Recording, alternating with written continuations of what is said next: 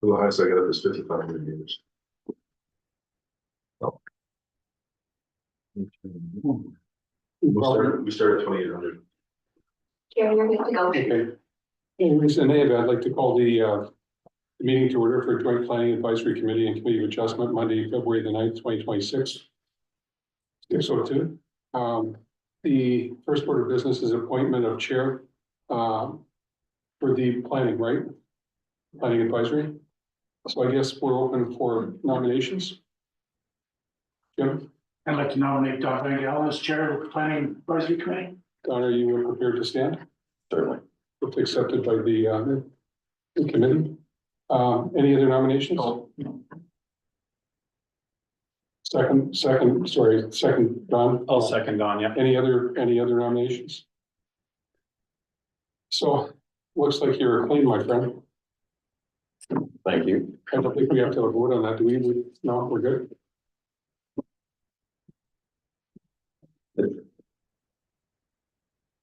Congratulations. Congratulations, Don. Yeah, that was a tough campaign. As always. The pregame. Yeah. Next order of business, declarations of pecuniary interest. Anyone from either committee? No. Everybody good? Call that order of business closed. Amendments and approval of agenda. We have a chance to take a look at the agenda. Is there any discussion? So I think we need a motion to accept the agenda as presented. Mike Bolton. Seconded by Jim Craigmile. Any further discussion? All in favor? Clear, motion carried. What are you looking at? No, just, I had a twitch. I'm good. That looked like a panic. I'm good. It'll come. Next order of business reports. The order of business 5.1 town zoning bylaw review and update project consultation with planning advisory committee and committee of adjustment. That DV 05-2026 town of St. Mary zoning bylaw review and update project consultation with planning advisory committee and committee of adjustment be received for information purposes. And the town staff and MPG planning solutions consider the comments. So this is at the end. Is this to go into the meeting or is this at the end of the meeting to wrap it? The recommendation. This conversation and then just don't vote. Okay, do we need a motion on that? It doesn't hurt. Yeah. Okay. So this is the recommendation that we do the consultation. The consultation with planning advisory committee and committee of adjustment be received for information purposes. And the town consider the comments. So this is the setup going in the meeting. Is everybody good with the discussion? Yes? So I'm ready to put the hand up. Wait for the hand to get on. Okay. Right now? Right now. Okay. Okay. Thank you, Mr. Cousins. The reason we want to talk about history lesson is roughly 2 years ago, we had a new official plan. This year, we wanted to bring in a new zoning bylaw that aligned with the official plan, as well as a number of other things that are happening within the province. And then also clean up some of the other stuff that we're taking a look at. So we went out did a tender or RFP, MPG Planning Solutions. We're successful. I think we had about 13 bidders. MPG was the high score, and so today we have Jesse, we have Aaron. I don't know their last names, but that's who they are.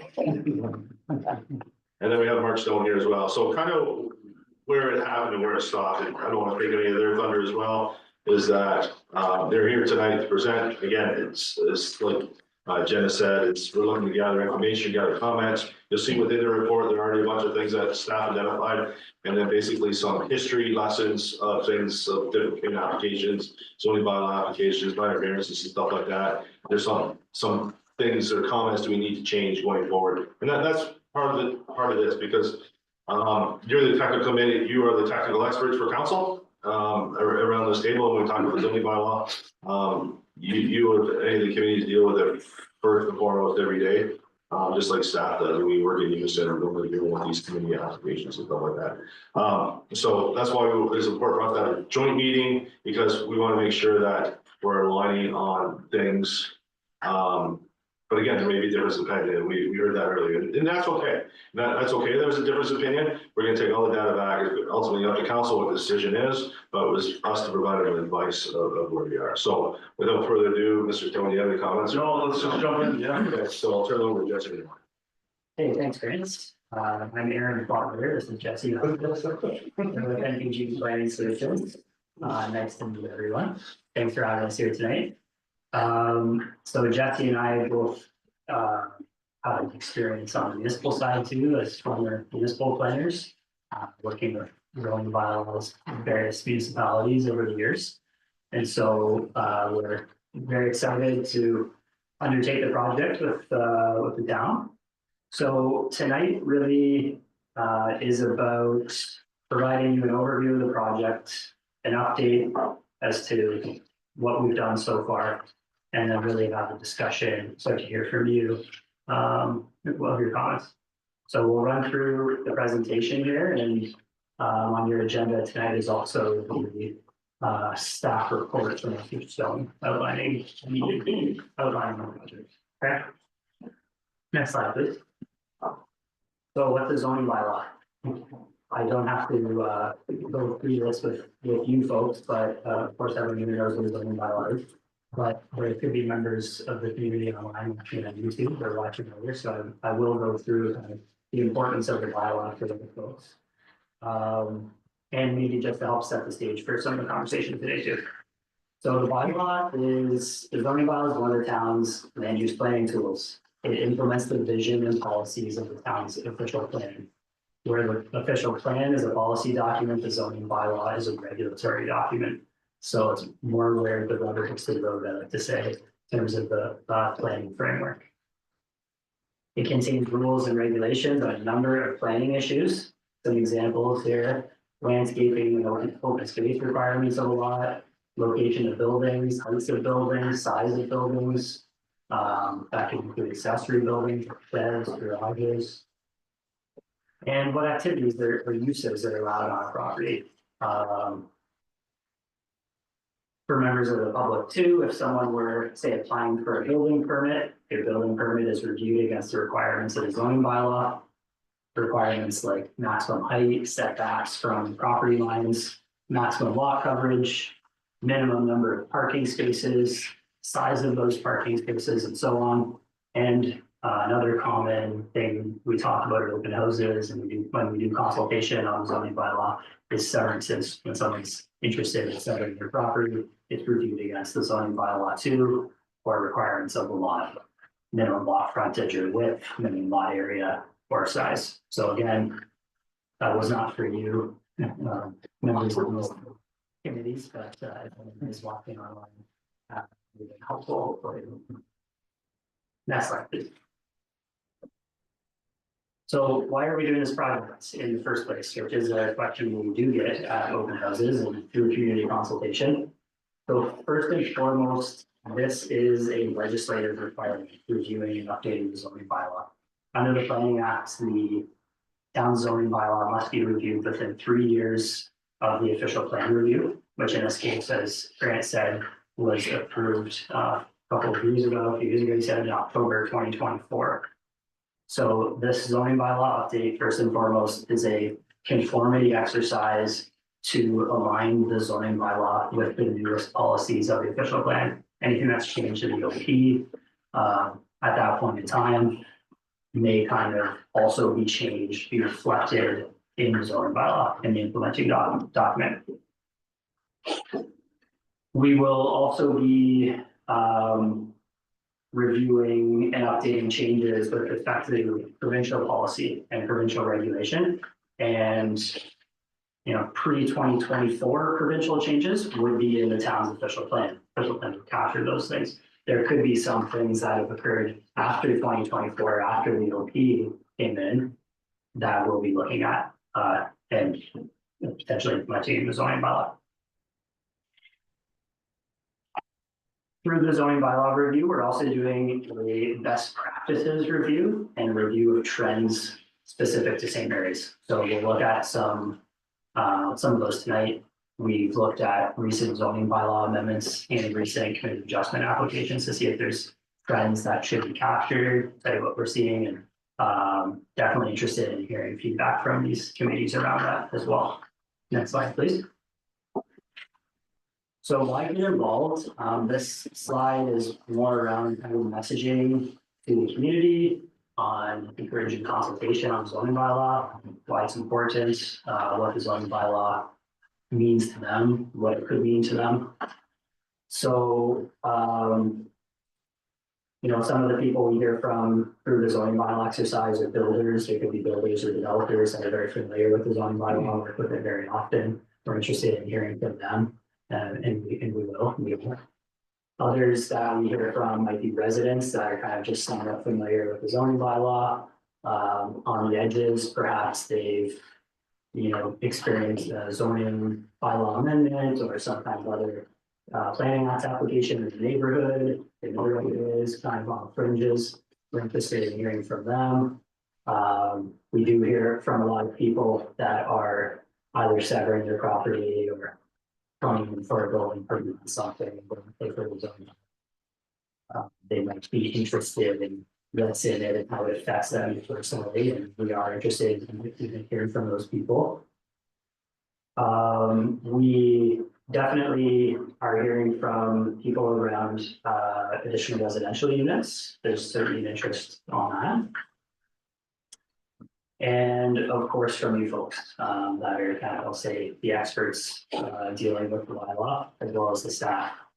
So those are the reasons that we sort of highlight for people to get involved. And kind of the last one here I'll say is around environmental stewardship. There's often interest in the public on getting involved because the zoning bylaw does implement policies from the official plan around natural heritage, parks, other major planning objectives like you know, creating housing in your neighborhoods. Next slide, please. So an overview of the phases of our project. We're split into 4 phases. We started this project in fall, and we're basically will run through to the end of this year. We're currently in phase 1, background review study. In this phase, we're completing a study called the Technical Memorandum on Bylaw Issues. That's part of your agenda this evening. It's also posted on the town's website. This highlights and speaks to the issues we've identified in the bylaw. When I say issues, I mean kind of items that need to be updated as a result of the things that I mentioned earlier. It could be as a result of OP changes, could be as a result of provincial changes to any provincial plans, regulation, and trends. So that memorandum is available, and we're looking for comments on that specifically. The phase 1 technical memorandum basically will kind of summarize all of those things in one spot, leading to phase 2, which we will create a series of technical memorandums for each of the topics, kind of each section of the bylaw. So we call it proposed directions, where we will have another report with directions on each subject, I'll say. So the things we're pulling out of phase 1 that we know need to be addressed and we look at. The proposed directions reports, those technical memorandums will start to make recommendations on changes to each section of the bylaw. And that's our, you know, before drafting the bylaw, that's really where a lot of the great input's going to be received, because everyone will start to see the potential options on each theme, each topic. Phase 3, once we hear feedback through the phase 2 directions reports, we'll be drafting the actual bylaw changes and schedule. So that will be released for comments, and we will get another round of feedback in there and public comments in that stage, leading to the finalization of the zoning bylaw for council consideration later this year. Next slide, please. So this slide just covers off some of the things that we're doing for the community engagement. There is a project page has been created. That QR code takes you there. We have a survey that's live on that website right now, so there's a community survey. We have these, this phase 1 report is on the webpage. And we've been asking folks to sign in at the open houses. We had an open house 2 weeks ago. I think there were around probably 15 to 20 people that came out in this room. And so there's some interest for sure. And we've been asking people to kind of sign in as they come in, keep them notified. Most of the time, those people that came out at the first open house, they'll be back, they'll be looking for, to make further input. And the further along we go in the process, we kind of hope a snowball is created, a snowball effect, and we get some more people out to the next series of open houses as there's kind of more to chew on for people and they're reading the actual proposed directions and the proposed bylaw changes. Next slide, please. In terms of process to date, so we have completed the review of legislative and policy requirements, review of zoning bylaw amendment applications and variance applications. Those are contained in the phase 1 report.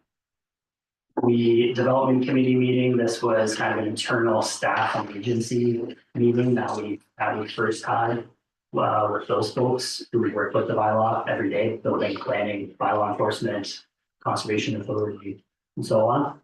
We met with them on November 20th to kind of have an initial set of comments and especially kind of tweaks to the bylaw, housekeeping type of things that they're highlighting for us to review. We had a development industry meeting, which we were invited to on December 3rd. This was, I think Grant calls it the tailgate meeting. Thanks, Grant. The tailgate meeting with some industry representatives where they got together and talking lots of things about the development process, but we had a kind of spot on that agenda to talk about the zoning bylaw project and heard some initial things from builders and developers. And as I said, we had our first open house a couple of weeks ago. Then now we're here tonight. Next slide, please.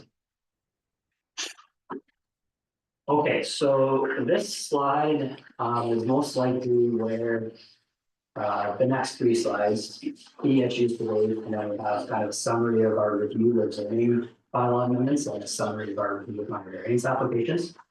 So I will go through these points. These are the things that have been highlighted so far that we're looking for real feedback on, and of course, anything else that you have. So I'll start with additional residential units.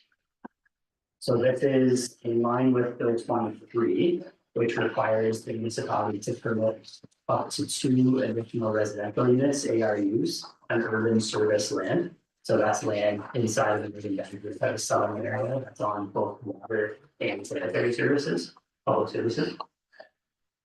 The zoning bylaw currently allows 1 within the primary dwelling or 1 within an accessory structure. And so the zoning bylaw will have to be updated to be in line with this to permit 2 additional residential units as of right without need for just an application, application or zoning amendment application. We'll be reviewing the definitions, regulations around ARUs, parking, location. The zoning bylaw can't prevent them from occurring. The province has mandated that they must be permitted as of right, but the zoning bylaw can still have regulations controlling them. Okay. So there's certainly been, as I said earlier, there usually is interest around this, and there's been some uptake in St. Mary's with ARUs, and at the open house, a few members of the public came out to speak to ARUs. For areas of employment, this is something we've highlighted in our background report. There's a bill, provincially, Bill 97, that introduced a new definition for areas of employment. Through our review, the town doesn't have provincially defined areas of employment, and so this doesn't really impact St. Mary's, but it's just worth noting as part of our review. In other parts of the province where there's a provincially defined area of employment, the province is organized. In those areas, no office uses are allowed at all, except for ancillary uses. No standalone retail, no standalone commercial, institutional, none of that would be permitted in areas of employment. But in our review, the town's official plan was approved post this coming into effect by the province, and so we don't think this really affects St. Mary's. As of right reductions and minimum standards, so this was another planning act change that is more recent than the official plan. So some of you may have heard of this, but the planning act has said that there are certain, and right now it only applies to yard setbacks from buildings in residential zones, and again on urban service land, so land within a settlement boundary on sewer and water, that there are as of right variations to the zoning bylaw now for yard setbacks, and they can be varied up to 10%. So as of right, someone can come in for a building permit, and as long as they conform to the 90% of the yard setback, it would be issued as long as other zoning bylaw requirements are met, other building code requirements are met, of course, as well. So the province for now has this applying to yard setbacks. There could be other as of right variations in the future that come with a percentage. We don't know what those are, but it is possible that comes in down the road. So our thoughts initially is probably having something in like an interpretation section of the bylaw or an administration section of the bylaw that deals with an as of right variation that's permitted by the planning act. But certainly noteworthy for these committees.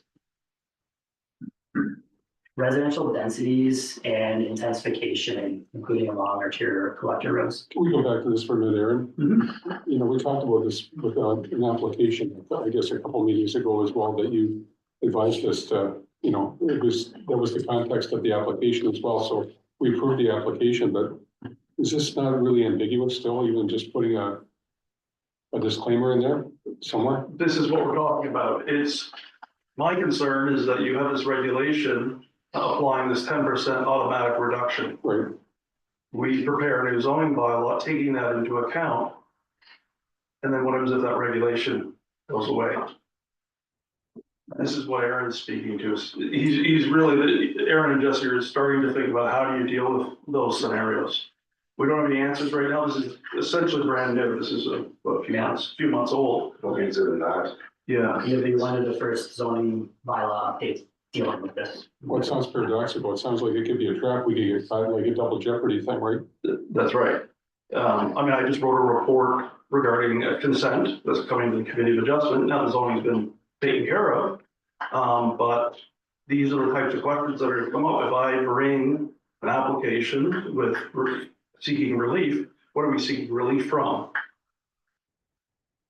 So this is. You see them from 1.2, or you see them from 0.8. Right, what's the standard? So do I have to put in, well, they're seeking relief from 1.2 to 0.9, but this based on regulation XXX equals this. It's a bit of a mess, quite frankly, right now, but hopefully these gentlemen will help Has us. there been any appeals on cases? Is there any case on?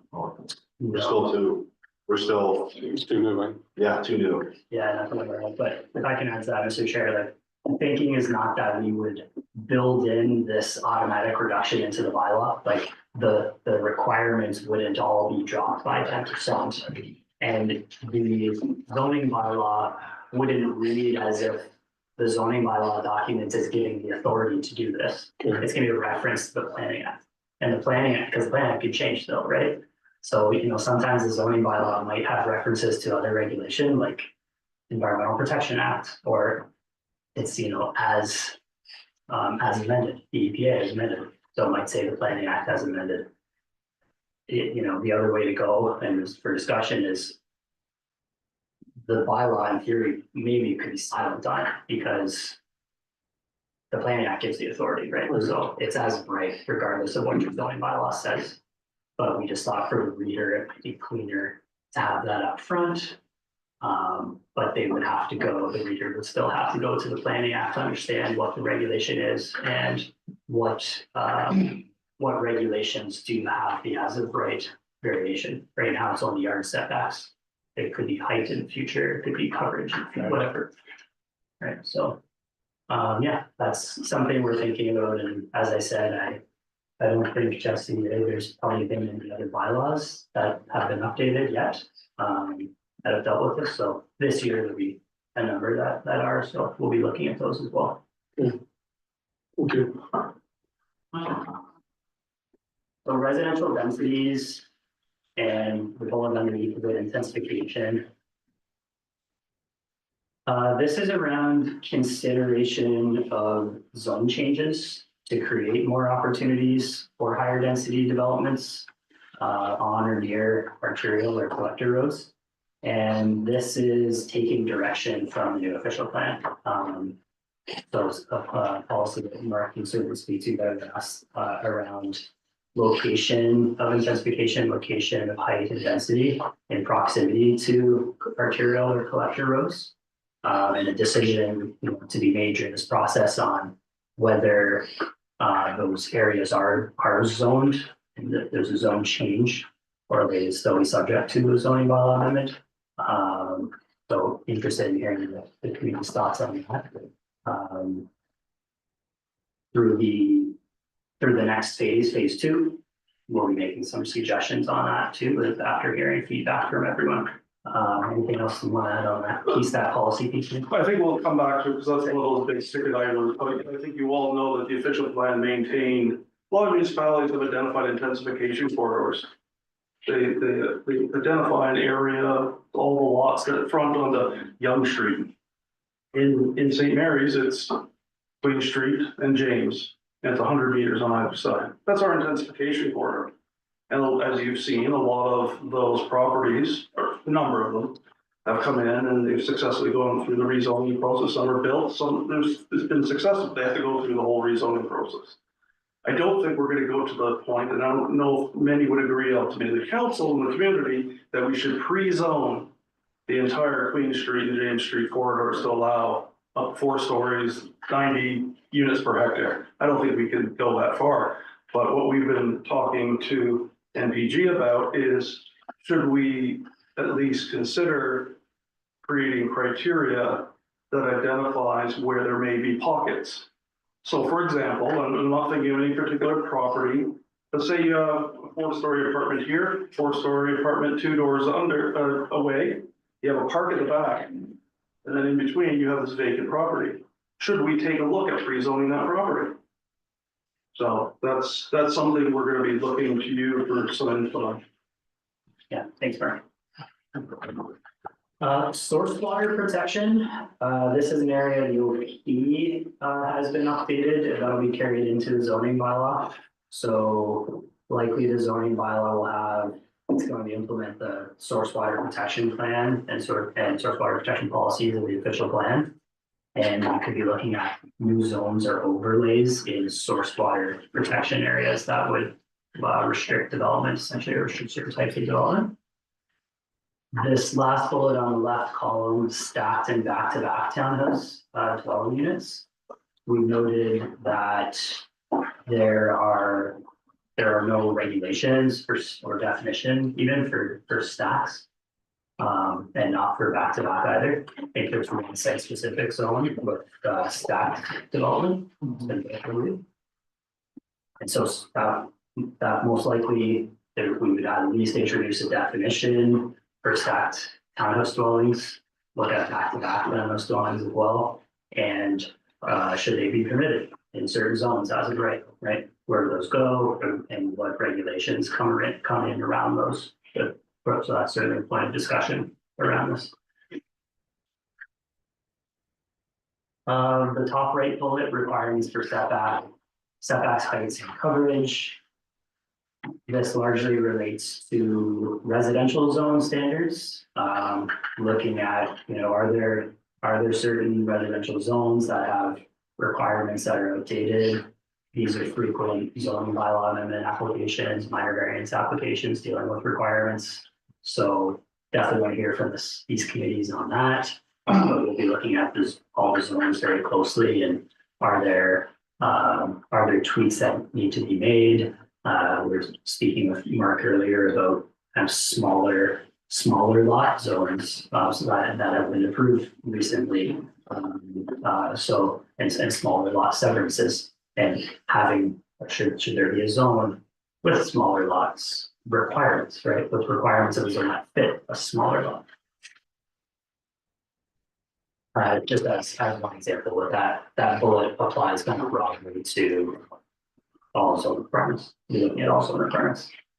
Same for definitions. Looking at this review is also about looking at, definitions within the bylaw that do they need to be changed. A couple of examples we have here that have been highlighted through this King staff consultation. Cellar as opposed to like basement or story. There's some nuances there with the definition. The definition for kennel. So the point here is that the definitions of the bylaw, we don't expect that, there's major overall definitions, but if there's tweaks that need to be made, now's the time to look at those. Parking and access, we'd certainly be looking at parking and access, for example, driveway widths. There are several areas of the bylaw to review with respect to parking. Driveway widths, parking size, number of spaces required, visitor parking, location of parking on a lot. Those will be reviewed. The general provisions broadly will be reviewed. Some specific provisions to review that we heard from staff. Yeah, I think we have a few noted there. Pole structures and driveways, for example, recreational vehicles parked on properties. So these are things that staff often may deal with on a bylaw enforcement side of things that have been flagged, that we'll be looking at. What's a pole structure? Where can it be located? How long can it be located on a driveway? These like temporary garage structures, recreational vehicles, provisions around parking of recreational vehicles on property, or how long, where can they be? So there's various general provisions like that we're looking at, that a lot of those are flagged from staff, that we'll decide on whether there's provisions that need to be changed or new sets of provisions for specific things that make staff's jobs, I'll say, simpler. Another thing we heard from staff, the relationship of zoning to engineering matters. Some of the things like site triangles, building setbacks from side lot lines, encroachment of steps and structures into side yards affecting swales. We'll be looking at those in particular, kind of more technical in nature. And then, as Mark noted, this last bullet here, pre-zoning to facilitate development. So this bylaw update is definitely not about like zoning sites on a site-specific basis, site by site. It's a broader review that will implement the official plan. So that is the example Mark spoke about. There's a decision to be made there around are any sites pre-zoned to implement this new policy direction in the official plan? Are there some that make a lot of sense that could be pre-zoned? But so that discussion will be had, but this is not an exercise about, because we do often get this where someone might come out to an open house, or a consultant might come out, I have this problem this way, and it's a complete different zone change. Well, no, that's not what this exercise is for. It's all subject to the site-specific amendment, unless there's some broader policy direction in the official plan that the bylaw as a whole is going that way. Then we would look at that, right? Next slide, please. So review of zoning bylaw amendments to date. So through through the review of amendment applications in town, there were some themes we noticed that would be explored further, potentially result in updates to the bylaw. I mentioned this one already, this first one, bringing in a definition for stacked townhouse dwelling units and regulations. Another theme, and this is again around zoning amendments that we've seen that were common. One of the common things is lot standards, setback standards for residential zones. Looking at those zones and are there updates to, bring the bylaw and bring certain zones, certain areas into more kind of current standards around setbacks and lot areas, lot sizes. And then this last bullet is again around kind of looking at the OP direction. Are there gaps in the zoning between the zoning bylaw and the official plan for permissions around higher densities or the four-story building height as of right in appropriate areas? And that's really, again, only where there are gaps between the OP and the zoning bylaw that we look at that. Next slide, please. Minor variance applications, we looked at 25 minor variance applications. There were, of those applications, there were a total of 41 specific or unique variances from the 25 applications. So this table here categorizes the variances by type. Most common two were setbacks for residential, right?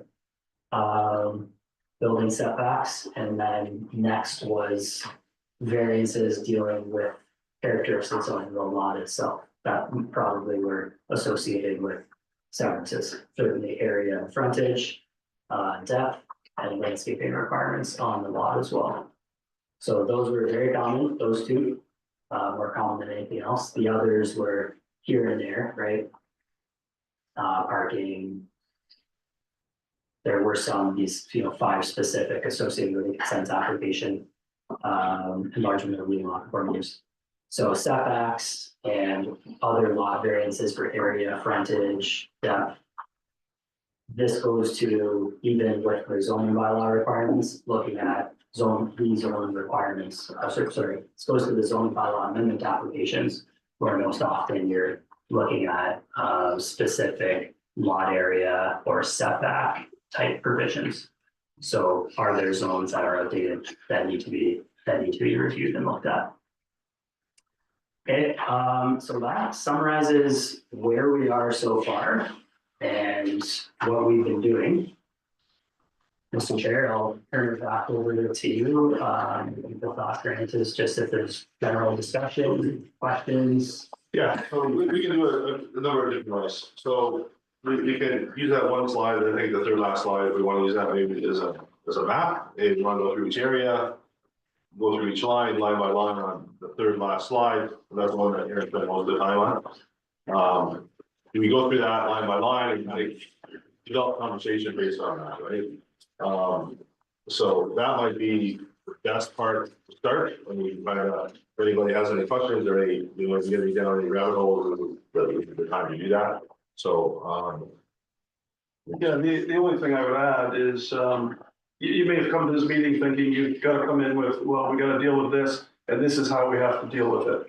Not necessarily. If there's an issue, you're going to be doing a number of papers, a commercial paper, a residential paper, an employment paper. I forget exactly how it's categorized. It was like a lot like the OP. If there's an issue you think maybe needs to address, let's just put it on the table, and these guys will go back and come back with their ideas and so on. So don't feel that this is in a lot of ways what we've been doing with the public. We did with the development industry is we just said, what do you think? It's just very open at this point.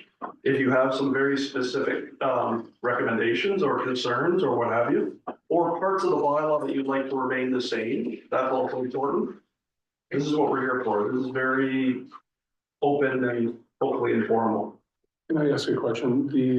When you did the tailgate with the development community, what were their issues? Planning related? Yeah. On this, I can start. Yeah, go to you, Mr. Chair. Honestly, it was, with them, it was early, it was before they had to do the background report. So it was more of an introduction to the project.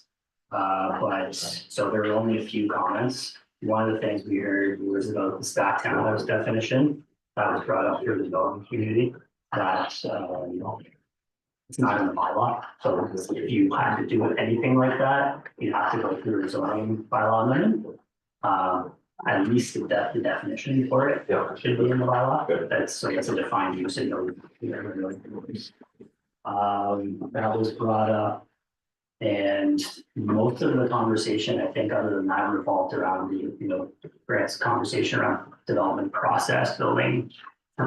Permit review process, your new portal, things like that, but zoning specific, Yeah, there wasn't a lot. Yeah, there wasn't a lot, like from the development community, there was not a lot of dialogue about it, which I was quite shocked about.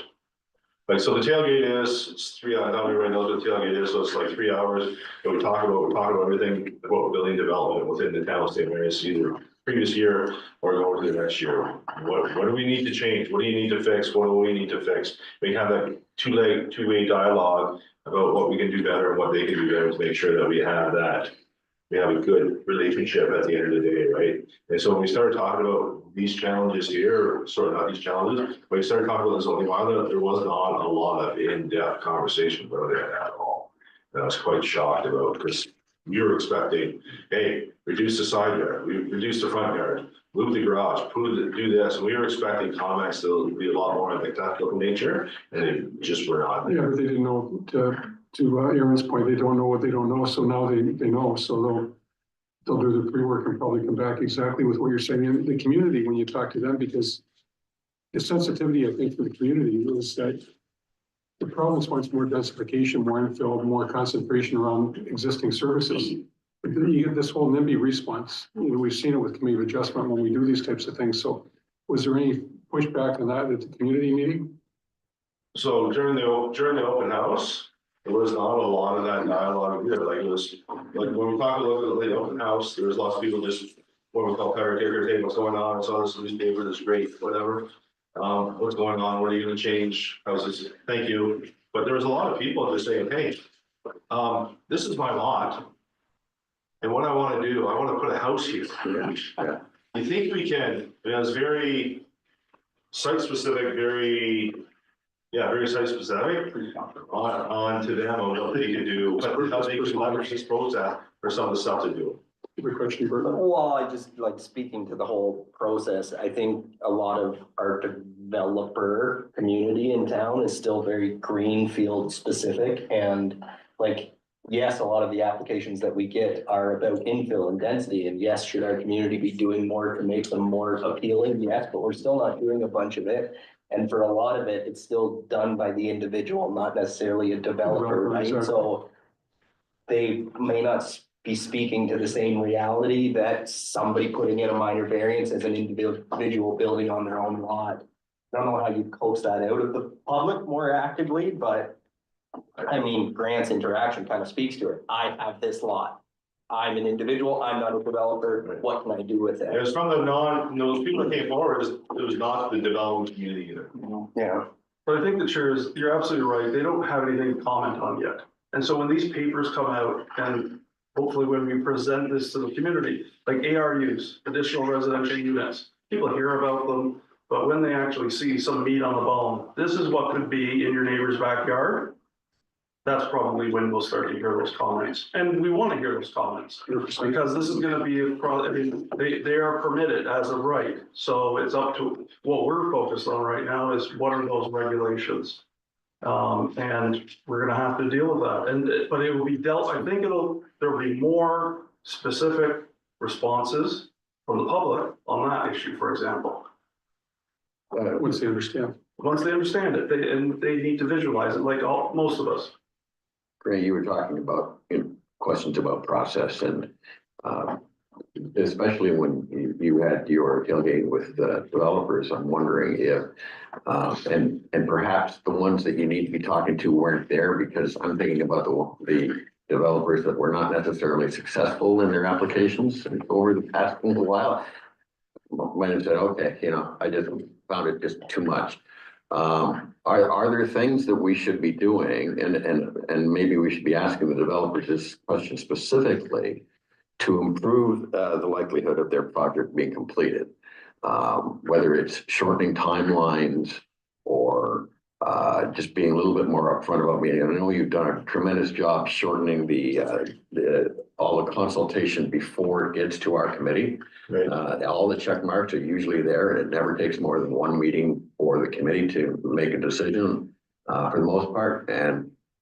But I mean, that whole process itself, they might be saying, well, can we improve on that when it comes to things like UGRCA consultation and heritage and all the other issues that a developer has to take care of? Because one of the things that I've noticed over the years is that the committee will put a lot of work into some applications, and then council will put their work, and then it'll get approved, and then nothing. Yeah, that's, Either because it's getting appealed or whatever issues, but I mean, have we exhausted them to the point where they're saying there's better opportunities elsewhere? okay, let me unpack. Yeah, a few it's a lot things there. Right, so the development community thinks timelines are good, if not great. You talk to anybody on the planning, I haven't noticed them saying that lately. right? Anybody on the development that works in development every day, they're satisfied with the timelines, getting things done, getting things at the end of the day. There's What is the timeline from beginning to end? A So, lot of municipalities, it's 7 or 8 years. I assume it's not. so usually we're dealing with everything. So minor variance, I would say everything is typically within a year. Typically within a year. We dealt with a committee of adjustment application that was going on over 2 years. But again, some of that's a two-way street. And that's two-way street is sometimes very, very wide, right? Your typical minor variance, because we've had it pretty long with them, once it's submitted, about 2.5 months. To end of appeal period, so it's quick. Yeah, so if it's NPAs and OPAs, like those are done very quick. Council is leaning forward. Again, council is they've taken steps to increase or speed up the process even more, where they're starting to make a decision on the night that it's presented at the public meeting, which is fairly big, right? And council has not done that in as long as I can remember. So they have been taking huge steps. Again, if it's a minor something, they're going to deal with a minor ZBA, sure. But typically we're dealing with some bigger ZBAs or zoning bylaw amendments that council is dealing with on the first night. They're dealing with the public, they're dealing with the application, dealing with the applicant. But again, things have changed a lot within the last 5 years, drastically.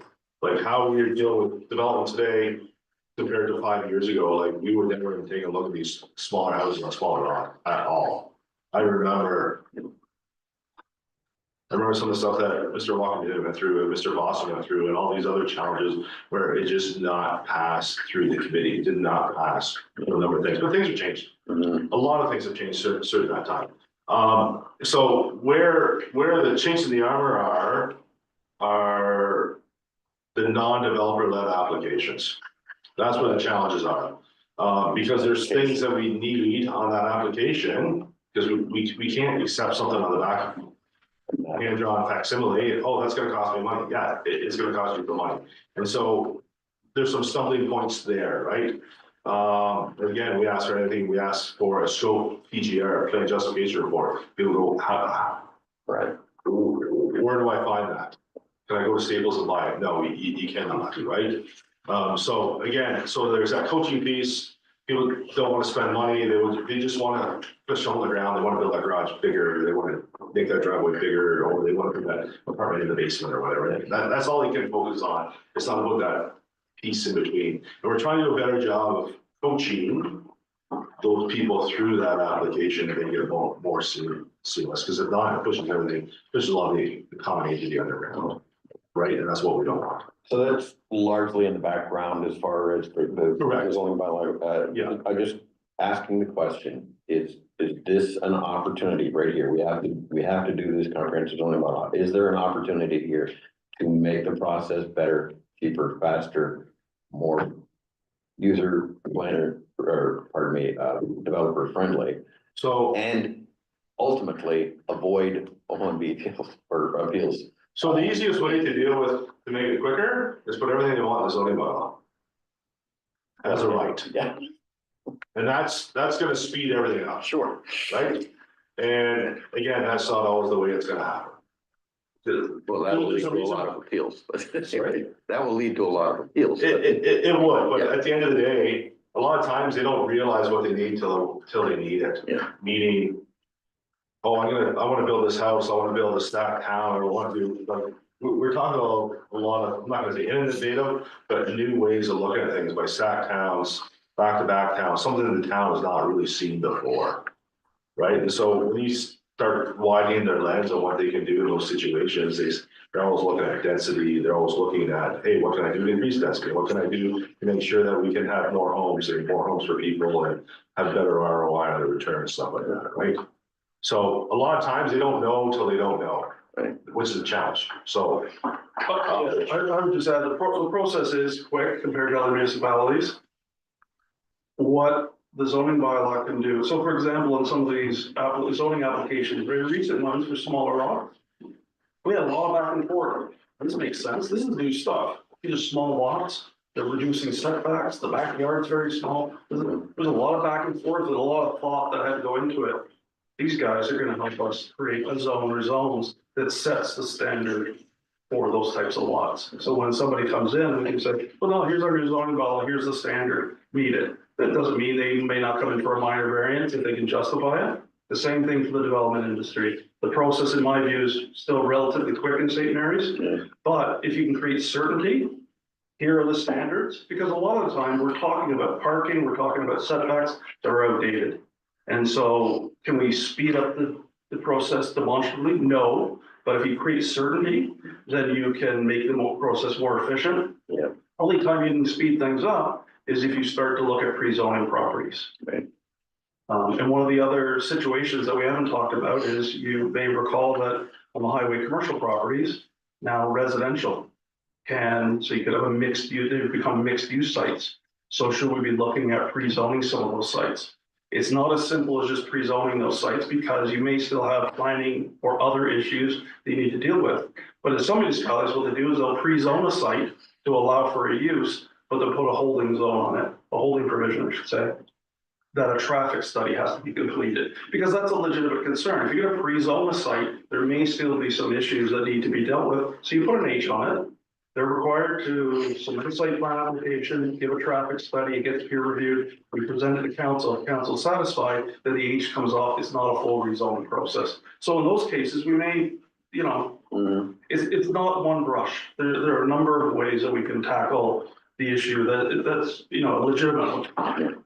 Well, and I guess we're circling around the same thing from opposite sides of the table, which is and I guess it goes back to what's a developer, what defines a developer, right? When we're talking about a lot of these setbacks, green lots, back-to-back townhouses, stacked townhouses, that is going to be driven a lot by policy. That's where you'd want a developer, somebody who's coming in, putting financial capital of their own in to develop something and get return. But Steve's point, like with infill in those things, should we be engaging more general contractors, people, because as people start putting their family in the same lot and we want infill on a personal, asset, is there engagement that we can be doing with the people who are, doing the job for the guy who wants to put his kid in the backyard and get those setback rights? And it's just, our community is one, I think, that's at kind of a stage right now where I think that there's probably an appetite for both.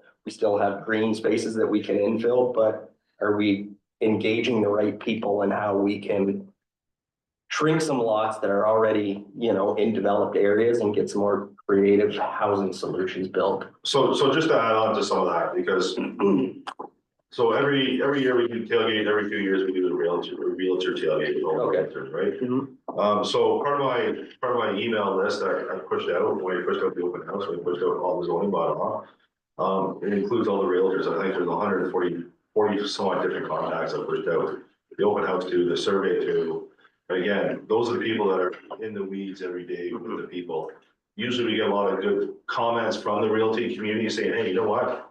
I had a person, they're looking for another, this house didn't work because a home occupation, they want to put a home occupation, didn't really work. Or they want to put something in the basement and they couldn't really do it because they had to work with the garage, they didn't have enough parking or whatever, and those, we're not even getting those comments. Like, we'll push out some more to those people, and they'll say, hey, we'll create a bit of a communication campaign, we have no problem doing that, one of the people, we have all that information today. To make sure that, because council's gonna ask the same thing, right? Mhm. Council's gonna ask us the same thing, if you're on council, hey, because you wanna make sure you have that balance. You want that balanced community, right? You wanna make sure that villages can develop, people can, and people can enjoy where they live and have those recreational needs as a community. So when you take a look at what we're looking to change, what do we need to change? But maybe we don't need to change anything because there's no comments coming back, but The one thing I would add though is that two of the planning firms that do a lot of work in the town Mhm. have expressed to us that they're reviewing the current bylaw and they're going to be making detailed submissions. So that's good. Mhm. That doesn't always happen. So they're looking at it, they're asking for information. So, that's very good news. And that may address some of the things you've been talking about. I just want to go back to your previous point, Mark, and I guess that's where my head goes. In redoing the zoning bylaw, it's not that we're trying to give, and I'm asking a question, it's not that we're trying to give as of right zoning all the time and make everything so nobody has to go to committee adjustments, zoning bylaw. We're just creating a framework within the zoning bylaw to say that, yes, that will work. And I guess that's what you were coming back to, Mark, saying that there's certainty within that zoning bylaw that that's kind of the direction we're headed, but we're not trying to solve all the issues to eliminate the two boards that are sitting here. No, and let me make this clear to the public that may be watching, we are not pre-zoning the entire municipality, but we're looking for opportunities where, for example, you may have an industrial property that permits a number of uses already, but for whatever reason, through consultation, we discovered that they want to have some additional uses that are in compliance with the OP, they need some setback reductions. We'll take a look at that across the board. It's the same thing with those commercial properties, and it's possible with those infill properties. But no, we can't pre-zone properties where it doesn't make sense and clearly where there needs to be public consultation. But in some cases, we can move the bar a little bit, and that's all we're looking at. I don't know if you guys have anything to add on that. Yeah, and I'll just add that I think Mark, it's, and you kind of made this point earlier, it's also about updating the zoning standards that might be out of date to bring kind of to make the bylaw look maybe a little more easier to work with. And to implement the official, you have a brand new great official plan, right? Taking different approaches. The bylaw needs to be updated to complement the OP. We don't want this gap in policy between official plan and regulation where someone looks at the official plan and say, oh, great, I can do this. So great that the zoning bylaw is kind of updated and all standards don't really say that, right? That's the kind of stuff we can capture in updating requirements and definitions and standards that will allow, we'll say that could even speed up the development process because maybe there may be less for them to apply for to change, or maybe eliminate applications, right? So. So you were recommending, Grant, that we go line by line? Yeah. Go back to 3 pages back, wasn't it? so what we can do, this is the line of key issues to date. What we can do, start on the left side. We don't want to put it back on the screen? No, I've been doing.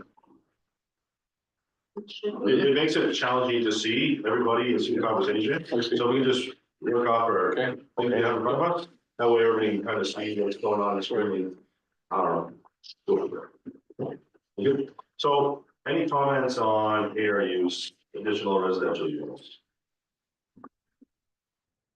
I guess the only issue I have is probably a town issue, a services issue. Does the infrastructure support this? So generally, Is this about, on a big scale, yes. Okay. Right, so where we have some of the challenges, usually on the ICI side, industrial, commercial, institutional. That's generally where we have some servicing challenges, depends on what area of town and stuff you're in. But it's typically when you're taking a look at on the residential, straight up residential, you're taking a look at one of these items, no, we don't have, there's no servicing issues. And they also, how they're serviced to the existing lot, so there's not a stub put into it. So you have your house on a lot, you're gonna have a ARU in the backyard that gets tied into the front yard before it goes out to the street. So there's no impact on the street, there's no impact on the curb, there's no impact on the road, any of that, because it's all done on the property itself. well, it's sanitary and water, but it's also a rainwater catchment, et cetera. We've talked about that as well. That's an issue, environmental issue too, right? Correct. And it's one of the challenges, and I know we talked about side yard encroachments, permitted side yard encroachments for swales and stuff like this. When you take a look at a lot of our stormwater issues or challenges, they are usually wrapped around accessory building in the rear yard or side yard. Or like a flower bed that people, hey, you know what, a flower bed would be great, right where it dips down, we can fill that all in with topsoil, have all these nice plants and trees and everything, and that causes challenges for people upstream with those things. Yeah, you said something when you were describing about the servicing. Did you suggest that services would be, come out from the units and go to a single pipe before they head out to the street? Okay, so this brings me back to like some ancient history in my career, when a semi-detached were being built. And in that case, the developer had decided that that's how he was going to do it, that he took the services, Correct. made it wide, went out to the street. And thanks to the wonderful benefits of backfilling, dips occurred in those pipes. Yeah. And a blockage occurred. 2 units damaged. And we had a great debate about who was responsible for that. that. So typically, semi-detached is a little different, Mhm. and usually apartment buildings and how we service apartment buildings are a little different as well, right? So when you take a look at, we took a look at one service per property. Yeah. So That's again, exactly right. when you're talking about ADU, there's no subdivision of land, there's no consensus ever. Right. It's all the same property, so you're dealing with that blockage, one owner deals with the blockage of everything on the. So they assume that responsibility. Correct. Okay. So, just saying, I mean, Yeah, and there's. physically, it's the same thing happening. Correct. So I think the odds And are all this has to it do will with the reoccur. location on the property lines, why we allow it versus don't allow it. Yeah. Right. I guess the other challenge in terms of what you're doing with the zoning bylaw is parking as well when you do this type of intensification, right? Correct, so, we didn't really, it wasn't brought up, the difference between a single family dwelling, single family detached requires 2 parking spots, and then ARU requires 1 extra parking spot. So if you're gonna see an ARU, or sorry, a single family detached with 1 ARU, you need 3 spots. If you're gonna put a second ARU in there, you're gonna need 4 spots. So our biggest constraint today that we see is the ability to put parking on those lands. That's the biggest challenge. Again, when they have, sometimes you have bigger lots, but the day to day, what we see, some people go, hey, I want to do this, want to do that. But typically it's parking, that's one of the challenges, and people don't realize also, they think they can convert their bench shed in the backyard to a dwelling unit, and they don't realize it needs to be built to the standard of a house. Right, hey, it's 2x4, just gonna put some insulation in there, hey, I'll put a hot plate. It's not typically the way it goes, because people think what it means and what we say are 2 different things, right? Because they take a look at that a little differently. So again, we always want to make sure that we mimic that, hey, you build it to a house to the same standard, whichever building code rules come into effect, and that kind of sets people back a little bit. They say, oh, I didn't realize that much was involved. My mother just wants a place during the summer, when she comes over to visit, I was gonna put her out the shed. Right, and so, how do you kind of talk around that stuff, right? So, but typically, so parking spots, one ARU, well, she doesn't drive, doesn't matter, you still need those 3 parking spots for that, and that's usually the biggest constraint. I just have a quick question about the parking. That is allowed on like the town portion of the, Typically, no, but we have allowed it under existing circumstances. And they need to enter into an encroachment agreement for that to happen. But typically, 97% of the time, it's all on their own property. But it can be in the garage. So if you have a two-car garage, you're theoretically, you should have 2 parking spaces in front. There's your 4 parking spaces for 2 ARUs. And we can't restrict tandem parking, so. I mean, this raises a whole other question of you have 3 tenants, right, or 2 tenants, I should say. But the province has made it clear, we have to permit them. And this is where the zoning comes in, with how best can we implement it for St. Mary's continuum controls. Yeah, and just one of the things I was listening about around drainage, water parking. To really go hand in hand in a lot of cases. You know, what can the zoning bylaw regulate to assist with that? Perhaps it's location of parking spaces, the amount of landscaped open space that's achieved on the property, setbacks of parking areas from lot lines to allow for swales. So those are the issues that play around ARUs when you're adding more than typical parking spaces in a residential zone.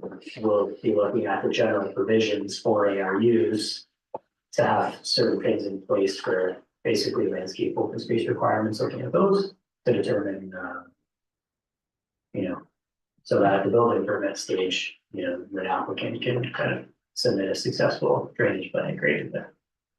Great, thanks, Darren. Any other comments on areas? Okay, thank you. Next one, we're gonna talk about areas of employment. Any comments, suggestions about that? well, I'm just curious if it doesn't apply to St. Mary's, then why are we talking about it? I was just gonna add there that this is in the report, but we don't think it does affect St. Mary's, so likely we probably don't, I don't think we need that from you on. Sorry, can I add, presently, the town does not have areas of employment because the Planning Act specifies that areas of employment, you have to restrict certain uses, right? The town can identify areas of employment, they do have that ability, but that would have to start with the official plan. Basically, in those areas, like you can't designate those areas to permit, like in this instance, like hotels, not hospitals, hotels, offices, and like, since these uses are permitted, they wouldn't, be considered areas of employment. And for context of why these can be important, if you have areas of employment and someone wants to take those areas of employment and convert them to a use that's not employment, so they want to say, oh, this is an industrial use, I want this to be residential. They can't appeal a decision to refuse the application. So in our review, we don't have a provincially mandated area of employment, so in the official plan doesn't contain it. We still wanna have a conversation, right? Yes. And the answer is, we're good. But on that topic, we are talking about industrial areas, commercial areas, and if someone's in the industry or not, if you have points to make about loading requirements, parking requirements, we want to hear from you. Okay? Next bullet, residential densities. Sorry, this one. I jumped. As a right reduction to minimum standards. Which we had a bit of discussion around. When the slide was up. Yeah, I don't know if anybody has anything to add to the line, where we are. Just to make sure that I understood, like, the recommendation is to kind of move forward as if it's not there. Don't start making adjustments for something that you're not sure how it would be applied, right? Like, you don't want to, not as if it's not there, but you don't want to start increasing setbacks so that people can take 10% back.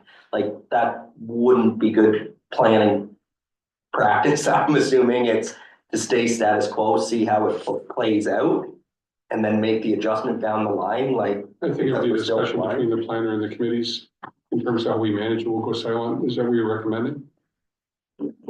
I think the way we would probably suggest is that there is something in a interpretation clause that kind of refers the reader back to the provincial regulation. Yeah. But we're not going to be, I don't think, guys, looking at each standard and each requirement saying, well, that's actually gonna be, no, to your Right. purpose.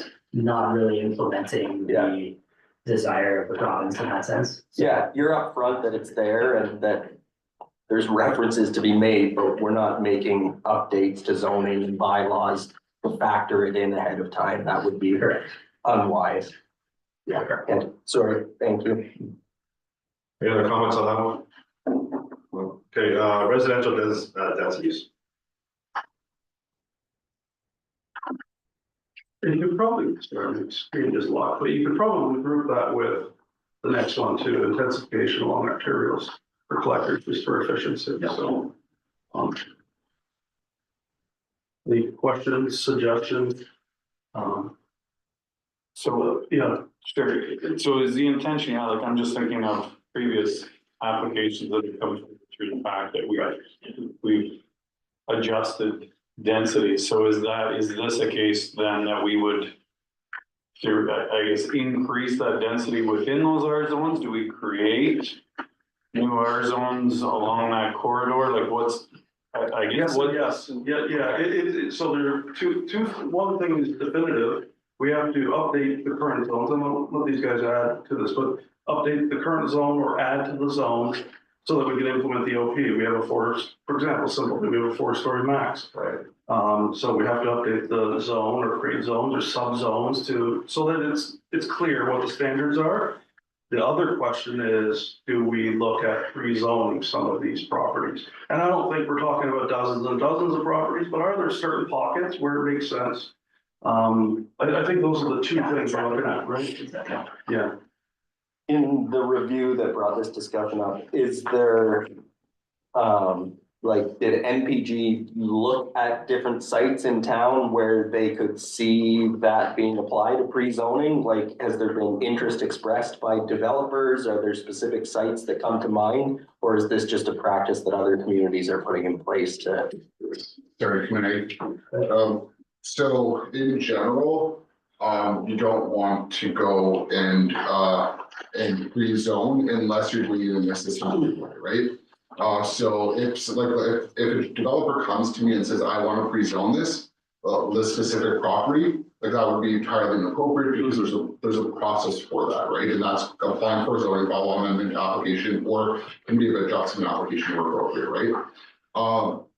Mr. Stone did make a strong comment, which is, let's say in this instance, I don't know, there's the highway commercial zone. The highway commercial zone indicates residential use is permitted, potentially. I mean, I don't think you would want to permit a residential zone in every highway commercial zone, but if you are between two apartment buildings, let's say, you could start doing that GIS analysis to determine where that's appropriate.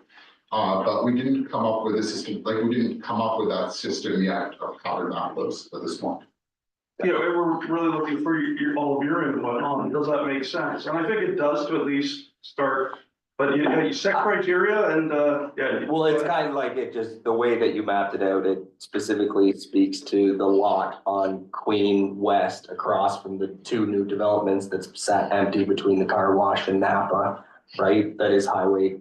And I wasn't thinking of that one, but you're absolutely right. I mean, that would be one that we would look at. Yeah. Sorry, could you, Yeah. Sorry. It goes back quite a bit and, we'll take a look at that later, but it's right along Queen Street. And that's highway commercial right now. No, I think it's residential. That one is Yeah, residential. but it has zoning for Yeah. probably at best single town. So do we take a look at that one? Right. And that's a large property. It goes back I think considerably more than 100 meters. So we would just look at the front portion. Yeah. So when you're considering increases in residential density, are you doing the all the math, I'm thinking, like, are you looking at servicing? I mean, Mr. Cousins mentioned, you know, the servicing issue with regards to ARUs. I mean, if you're talking about, you know, a 60-unit apartment building, servicing definitely, you know, has to be looked at pretty closely before you can say that that property is good. Absolutely, And that's, yes. when, you know, 60 units and you go to 6 stories rather than 4, which you're gonna hit here soon, is all of that going to be known prior to that designation? It has to be. So two things. Again, we're not looking at rubber stamps. You could have a holding provision on certain property. It could be related to servicers. Yeah. If we're looking at a property, we're gonna consult with Public Works. They may say, we've got a bottleneck here. We got an issue. You can't build on that property at these higher densities unless this servicing issue is dealt with. Maybe they need a looping of some water system, whatever it is. Right. The other thing is that you'll see in the list on the second column, relationship to zoning provision, that's exactly what we're talking about, exact sanitary capacity. So when municipalities, usually on sewage, get close to capacity, and St. Mary's will, I mean, we have a plan to expand the plant, as everybody knows, but at a certain point, especially when you get competing properties, we may have to apply holding provisions to those. We may have some greenfield properties in the West End, and we may have some intensification properties. And we may have to start looking at putting some holding provisions on that where they can't build until capacity is confirmed by the municipality. And that's part of what you're. So further on to that, there's been some legacy properties that have been around much longer than I have. Yeah. And you still see those holding symbols on there, but development will eventually catch up to some of that stuff, say, hey, you know what? Did a road reconstruction, we got the sanitary pass, and that issue that was 20 years ago is now fixed because of this road reton and stuff like that. But then they can come online because of those servicing challenges they dealt with in a different manner. Sometimes you developer led, but sometimes if they wait long enough, it could be municipality led, depending on what the 10-year capital project looks like for the municipality, right? I guess just one final question I have in terms of densification or intensification. And we think about lot coverage, but is there any concept or thought about height? You know, that Sierra Construction, that was a controversial 4-story building. You know, there's discussions about 5- and 6-story buildings in St. Mary's now. Is there a max on that, or is there any thought on that? So the original plan does have some criteria for height. I don't recall the number, but there is in the Greenfield area, I think it's either 4 or 6, I'm remembering the even number. Yeah, you can continue. So we went from 3 stories to 4 stories in the residential. Yeah. We included a definition or a way of defining height in the OP, so that's implemented in the zoning bylaw.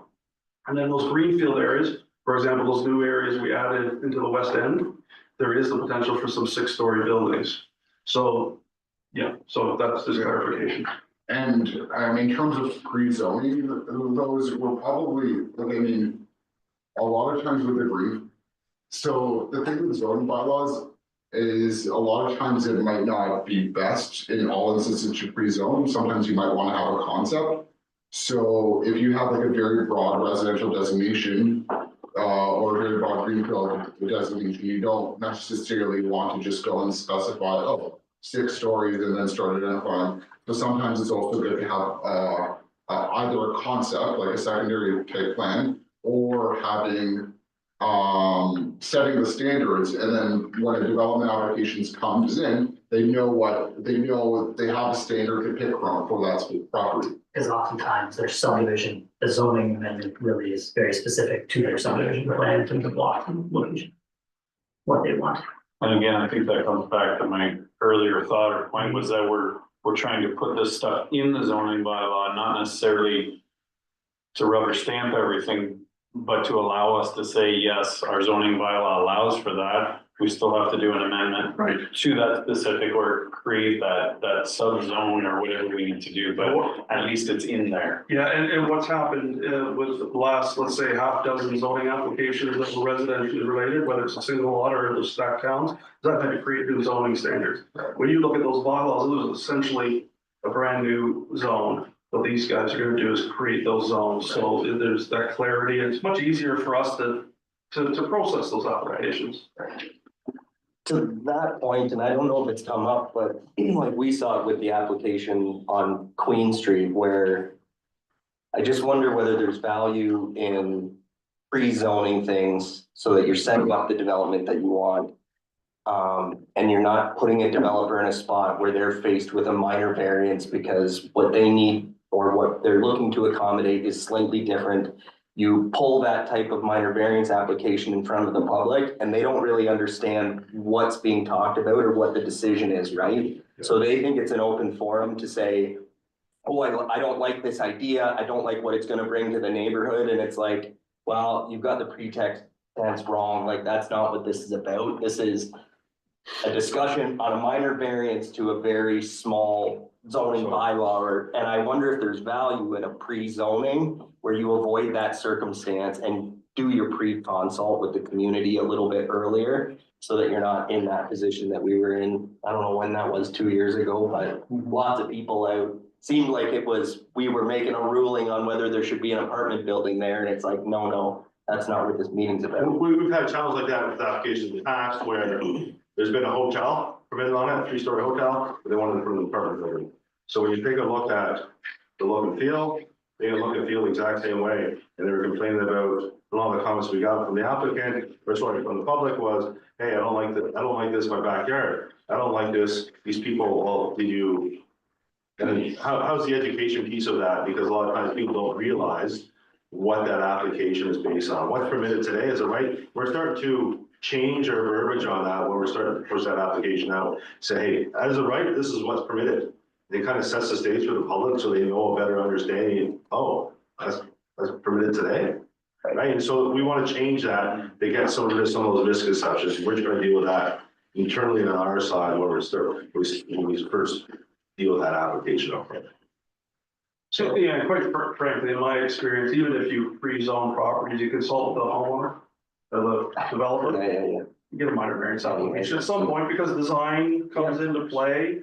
Often it's the municipality saying, you know what, we want that moved over here because you need, whatever the issue may be, and they need a minor variance. So Gotcha. usually some sort of relief is required. I mean, sometimes it isn't. Or road widening, like road widening. We didn't want to talk about that here, but a good one is the road widening, because I think one of the examples you gave was, hey, right on, they want the setback. Oh, that's quite a bit. Well, the municipality's taking so much of the road widening. Again, people don't really understand what that result is, what that looks like, right? And so that's probably the biggest one we see in minor variances on some of these, because that road widening is being taken. And a lot of times developer says, okay, I'll give it up. I got no problem giving it up, but give me that setback, the reduced setback, and we're part of that, right? To get the build form that we're looking for. So. Okay, are we good on that? Bit of a rabbit hole, and I think we knocked off a couple other bullets. Yeah. Anything else on source water protection? Or anything in source water protection at all? Usually it's mandated by the conservation authority. It's kind of so.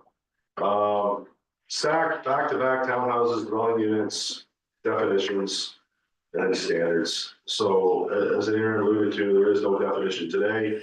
Mark alluded to earlier, the ones that we're talking about with the stack counts, we have to develop that definition to permit the use, et cetera, et cetera. Is there any discussion about stack towns? Not so much about definitions, because we'll work on that, go back-to-back stack towns or any of that built form or anything. So how separate do these units have to be? I mean, do they have to be independent as far as, well, entrances, but servicing all of those? Great question. Like, do old doorways have to get boarded up? And I mean, are we getting? So typically when we see a stack town, it's a new build, right? Yeah. It's not something that we see it's not a conversion from an existing dwelling. Say if you're gonna take your house, we would just call that a duplex, not a stack.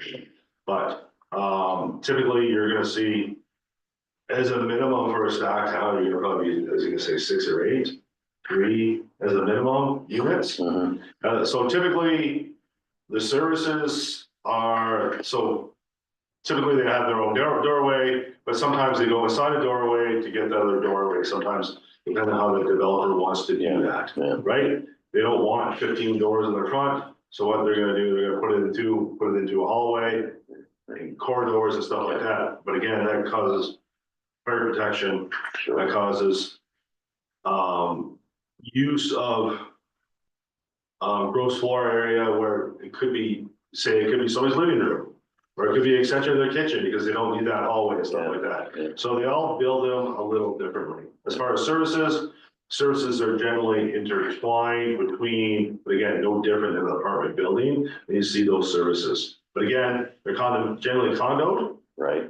And that's all done. Mr. King and I were talking about the complexities of condominiums earlier tonight, on how it's all done with the condominium corp on how those are all separated and what there.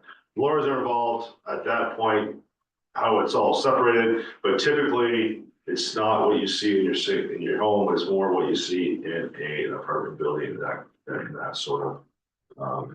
It's a little challenging for James and I, because it is a new built form. So how much of that detail has to go into the bylaws, really? Not a lot, No, okay, not a lot, because it's all dealt within the building code. just say, within the confines of the building code, this is allowed. Yes. Right. Yeah, I'll get to that question, right, to Mr. Chair, about you're really dealing with like the building setbacks, just like you would for an apartment building, coverage height setbacks, nothing on the period. Yeah. You might have like, minimum lot area per unit or like minimum amenity space per unit. So those you often see in apartment populations too. Just in general on stack townhouses, they're becoming more and more common throughout southern Ontario, southwestern Ontario. And they're kind of a good built form that's sort of this missing middle in between ground oriented, single family homes or semis, but not quite an apartment. It's an option for someone that maybe is wishing to kind of be, still have a bit of a backyard, still maybe in a shorter building with more of a ground oriented feel. They're not ready to, they don't see themselves in an apartment building with an elevator or sets of stairs. It's this option in between. And on the condo side of things and all the hallways and common elements, stack townhouses for builders and developers, they're unique because they're really trying to eliminate the amount of common space inside the building. So you have a staircase that's going up to a unit, you might have a landing that's shared between two units, but there aren't big common hallways to access all these units like an apartment building. So it brings common fees down to maintenance fees down, and hopefully leading to lower costs. So we're seeing on the development side as a very popular option for developers in other parts of Ontario that you'll see more of here for sure. Would there be specific areas in St. Mary's that would allow that? Or, Well, those intensification corridors are where they are permitted, subject to criteria. So along Queen Street, 100 meters on either side. It's not an as of right permission, but that area is for that type of intensification. So, and then also the greenfield areas. I mean, that's where I see these bigger developers coming in, and what we want to see in those areas is a mix. Maybe some single semis, maybe some back-to-back and stacked, and maybe some low-rise apartments, and have a really good mix, around the park and so on, a real mixed-use community. So they could be in different places. They could be in established neighborhoods if it fits, and in these new greenfield areas. And their form, their scale, their relationship with the lot, with neighbors, even the density that you can get from a development like this, they're really similar to a low-rise apartment, right? These tend to be like 3 or 4 stories, maybe 2 units stacked on top of each other, or 3 units stacked on top of each other. The densities that you get are similar to apartments with surface parking.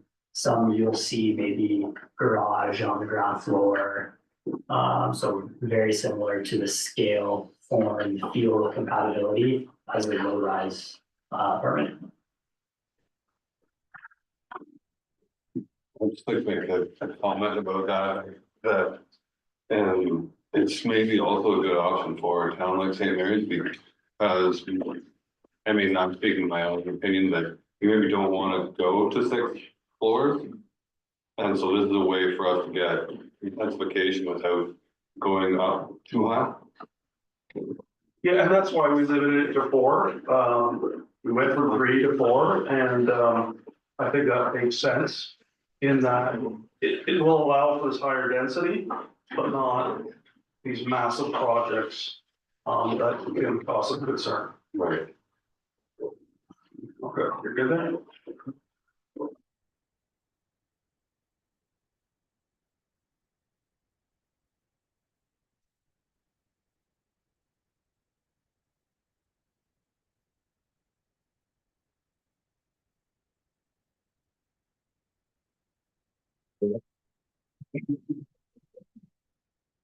Okay, any other comments or questions about stack houses, back maps? Okay. I know the chair, he talked about it a little earlier there about requirements for setback sites, et cetera, coverage, et cetera. Any comments about any of that? Once again, my thing about existing neighborhoods, depending where this happens, and I'm okay with lower setbacks and, creating better lot coverage, et cetera, but when we infill and we do this in an existing neighborhood, it can look really funky, right? Out of whack, it can look out of line with the neighborhood. And I think that aesthetically, I think it could create all sorts of backlash and concern from general neighborhoods. If you have a monster home next to, like a 3-story home next to a single, and we had that application recently on William Street with the apartment, the 2 triplexes going in with the neighbors and stuff. It just felt like a different application, the same sort of thing. But the same thing if if houses have been built sort of in line over 100 years or 50 years, and then you have one sitting a lot closer to the road or farther back from the road, I just think it. Yeah, and we definitely look at that with those site specific, with minor variance or rezoning. We specifically look at the existing front walls of the houses next door. If you pre-zone, you might be foregoing that type of review, so, yeah. Committee to Arthur. Yeah. We'll adjourn for 5 minutes.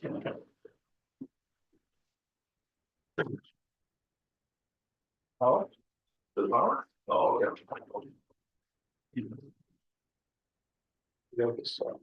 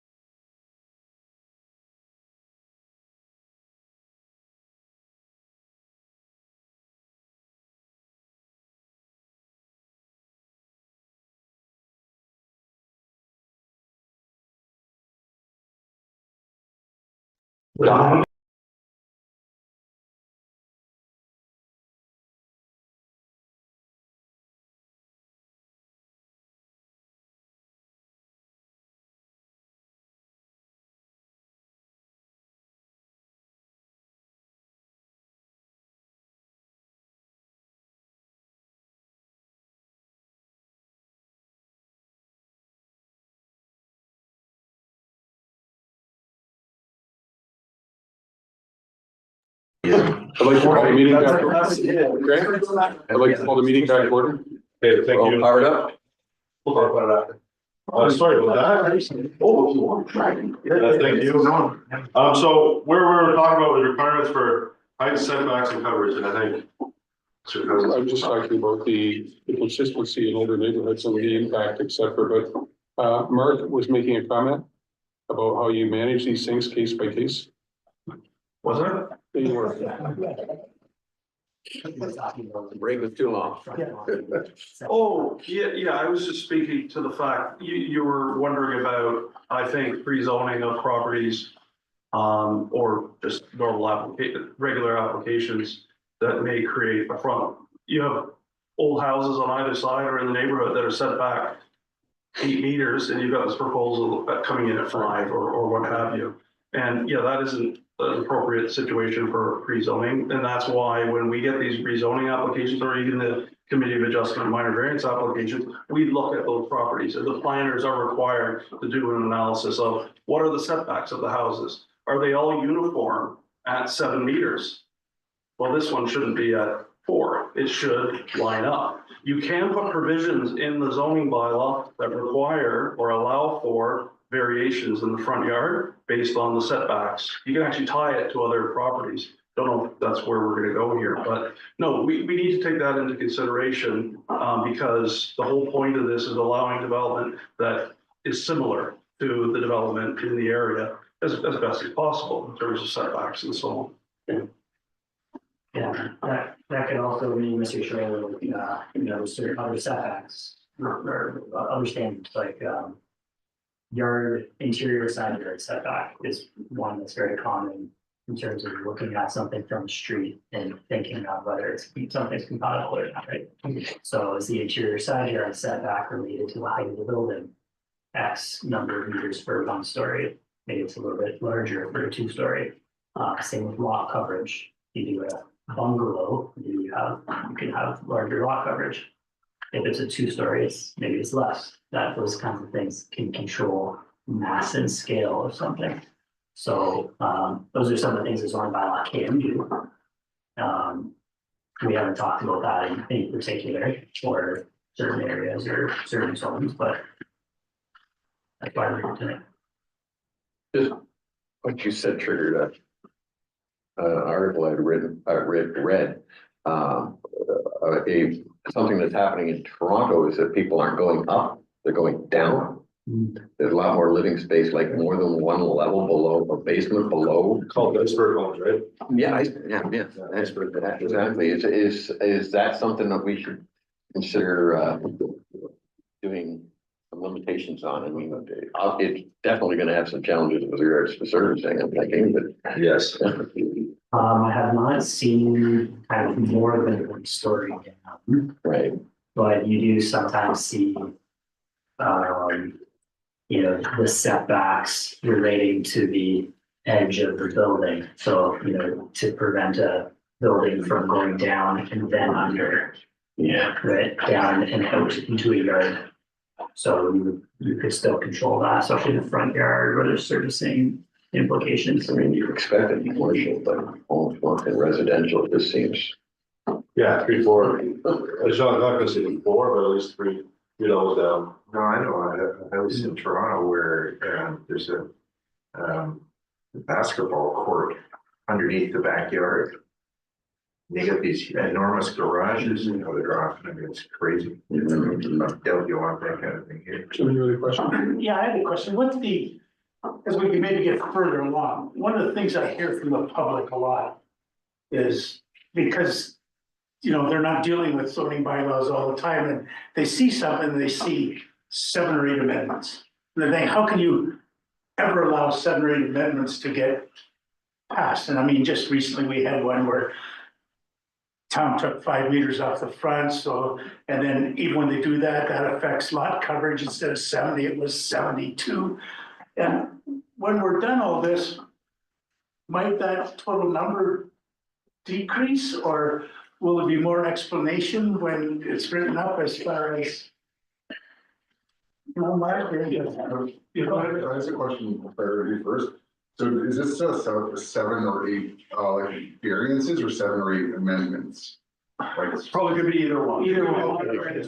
Committees has it, right? So it could be a ZBA, but they said, hey, they need to do a lot of covers, they need to do a front yard setback, rear yard setback, height, density, et cetera. Yeah, and there could, it might even be a small back deck taking off 1 foot onto your, to the backyard or something. I mean, there, you know, and if there was more explanation in that amendment part, it would help with the lay people understand it. so, like, short answer is like, through the process, we want to try to reduce unnecessary applications, right? Like, so we're not going to go and say, oh yeah, like everything's permitted as of right, but if, I mean, if you're getting like I mean, you're not getting 100 variances, but if you're getting like multiple variances that address the same issue, or you're like, we'd like to know that, we didn't really see some, like a specific issue that needs to be addressed.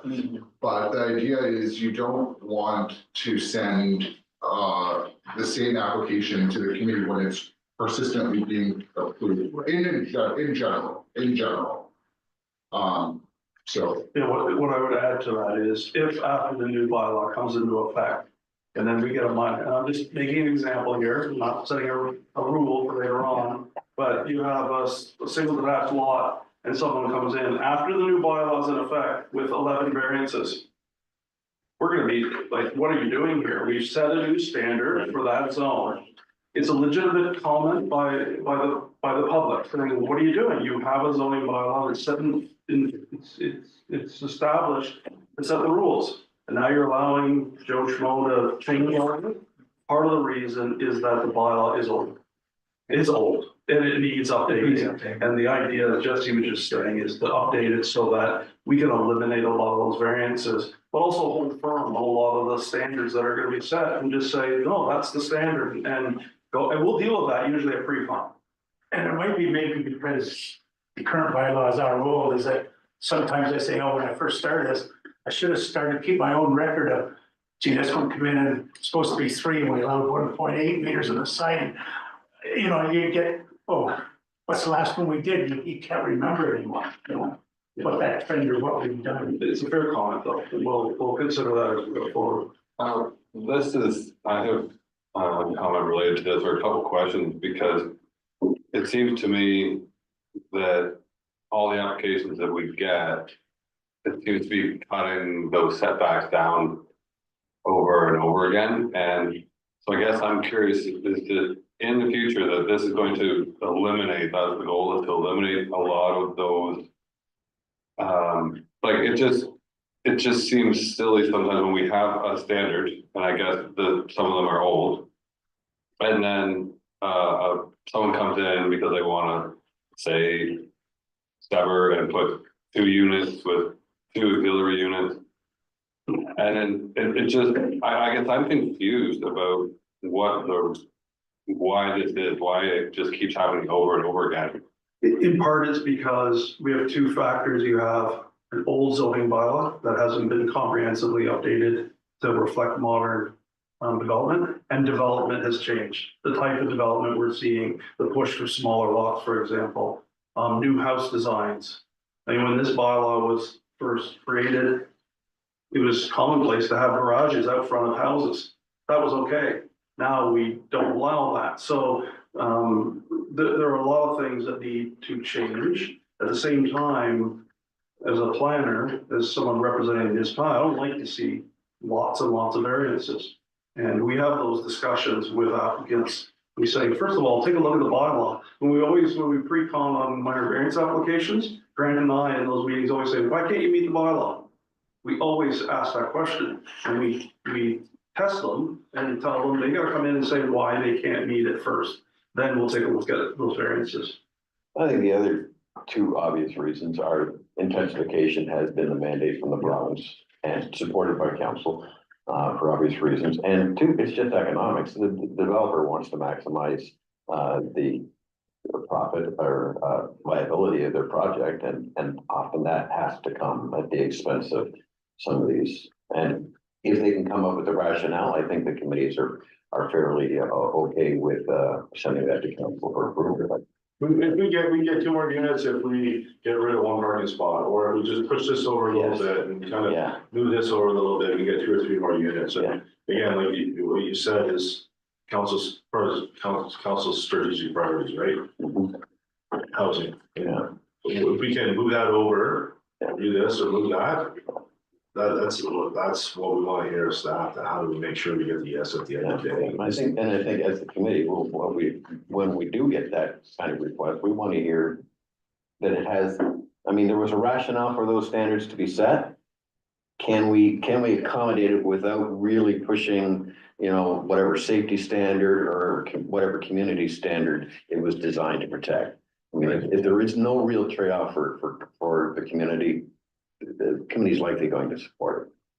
Generally, yes. There also just needs to be an appreciation that there is no perfect rule, right? So every property is slightly different. You're always gonna run into something. So back to your point, Mr. Craigmile, like, yes, should you see 7 or 8 of them on an application? No, it makes you, but I mean, you also have to have a mechanism in place for your community where when you're stuck in that position where you have a property that just doesn't quite fit, or a business that just doesn't quite fit on the property, that you have some allowance and mechanism for the community and, to make a variance. That's my opinion. So, yeah. But I mean, it's important that it's there and we shouldn't just be turning them away. But to your point, right, why are there 10 of them? And how can you explain this? Right, and that's our goal, is to reduce that number. We're always gonna get rezoning applications, always. With almost every development goal, especially the larger ones, just the fact of the matter, the development. Part of that is nobody sees the conversation we have in behind the scenes. No, And before we bring those, like, a lot of times, I forget, these applications, they sometimes go through 10 different variations before hey, you know what, this is something we can work with, right? It goes from just a thought or a conversation, hey, this is what I'm thinking of doing, what do you think? Okay, let's put the pen and paper, and again, it's about the negotiation. What can we as staff support? What is council gonna support? What is the community gonna support? And what is the developer willing to bring, right? And how do you mix all those together to make sure you get a good development at the end of the day, right? And so sometimes it's a bit of give and take. Do we like seeing minor variances? No, we don't. It makes more work for us, right? Can we just issue a building permit? It's a lot simpler for us to do that. But typically, sometimes we can't always get the yes without making some of those little changes or little tweaks, so. Definitions. So we talked a little bit about definitions. Again, definitions is it's a lot of what we base all our comments on, what the definitions of where they are. If you have any definitions that you think are that can be added or changed or tweaked or whatever, an interesting one they talked about was kennels. Again, for it to be a kennel, it needs to be purebred dogs only, registered, and all this. Again, some of these definitions are pretty extensive. It doesn't always help us with staff when people are putting up kennels beside in residential units and stuff like that. Right? Again, some of it's staff driven. Any comment on that?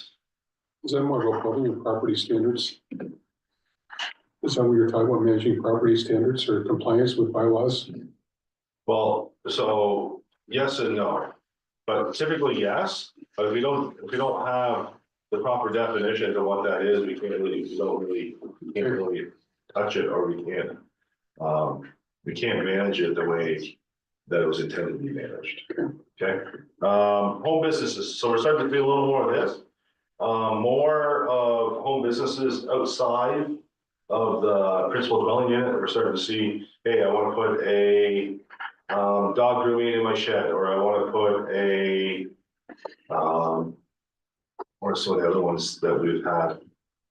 Oh, like a doggy daycare. where they Yeah. have the dogs running around in the backyard for a little while. Yeah, so we're starting to see a little more of that stuff, right, where we're starting to see typically home-based businesses or home occupations within the dwelling units, typically professional offices, hairdressers, things as bookkeepers, stuff like that. But typically, we're starting to see a little more expanded outside the dwelling unit. Sir, can I ask a question about that? Yeah, Since you mentioned it, was this an issue, like in terms of like, doggy daycare with like dogs running around in the back and. Like, I could see that being a noise issue. Has that been a complaint? recently there's been some discussions of that, yes. Okay, so it's something that. There's like, has So, there been any discussion on? so we're trying to pull it up a level, right? So is council / committee willing to look at home occupations outside the dwelling unit? Like in their accessory use garage, right? Say they're gonna fix up and you're gonna make.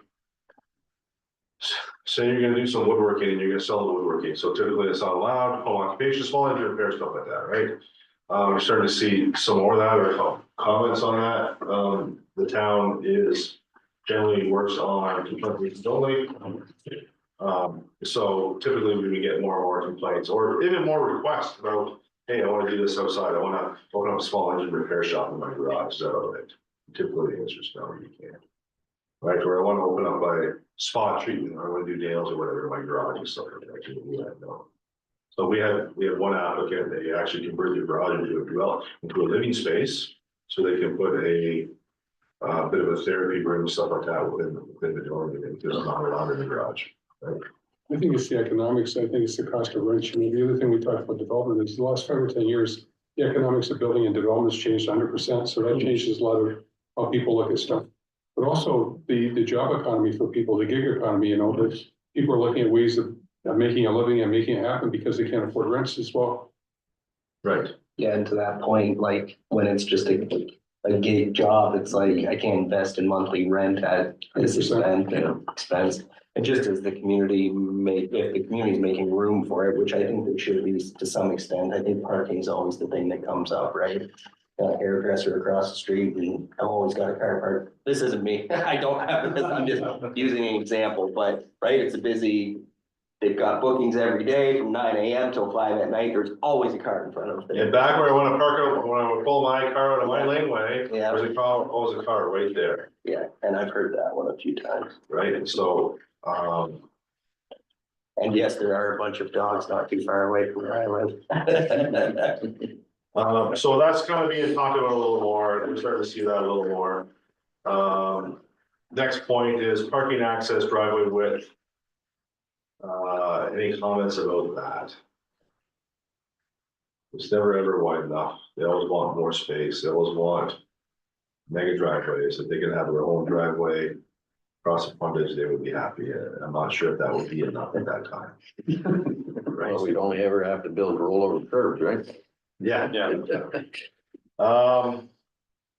Not hearing any comments about that. General provision, so things that we've been dealing with over the years, so pole structures, you start to see those gray tarp structures you see at Canadian Tire, they put them in there, they put them in the driveway for the winter. Typically, we can't issue a building permit on it because they're not a structure, they won't comply to any building code.